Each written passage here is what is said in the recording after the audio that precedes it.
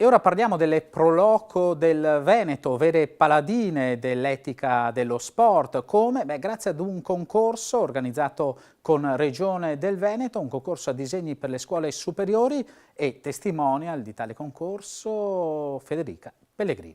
È stata la campionessa Federica Pellegrini a premiare a Verona i vincitori del concorso Disegna a fumetti la carta etica dello sport Veneto. Il bando è rivolto alle scuole di primo e secondo grado che la Regione Veneto ha lanciato in collaborazione con MIUR e Umpli Veneto. Non è stato facile promuovere questo concorso un po' in particolare dove i ragazzi dovevano esprimersi attraverso i fumetti. Oggi chiaramente sono presenti quelli che vengono premiati, c'è stata una commissione che li ha selezionati, dando anche delle menzioni speciali proprio perché per la bellezza dei lavori è stato un momento importante di crescita per i nostri giovani e per lo sport della Regione Veneto. Un concorso che intende sottolineare i valori della Carta Etica dello Sport Veneto, documento frutto della legge regionale del 2015, riguardante le disposizioni generali in materia di attività motoria e sportiva, basato su principi di solidarietà, rispetto, inclusione e lealtà. Vediamo tanti episodi negativi nello sport e pensiamo sia importante invece affermare quello che è il sano agonismo, la solidarietà, l'inclusione, ovvero quella forza propulsiva che lo sport come veicolo può dare alla nostra comunità, in particolare ai nostri giovani.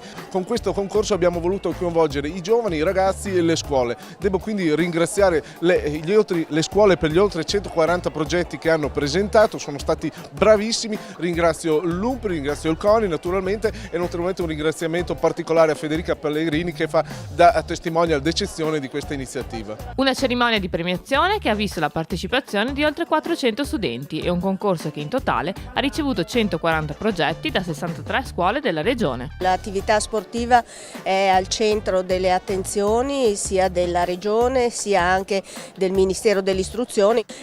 Lo sport è la prima palestra di riconoscimento delle regole, quindi in questo momento di emergenza educativa è sicuramente una pratica che va incentivata a partire anche dai più piccoli. Educazione, lealtà e condivisione, valori fondamentali nello sport e nella vita, come afferma Federica Pellegrini. Penso che l'iniziativa alla quale hanno aderito queste scuole qui oggi sia importantissima, spero si faccia anche nei prossimi anni.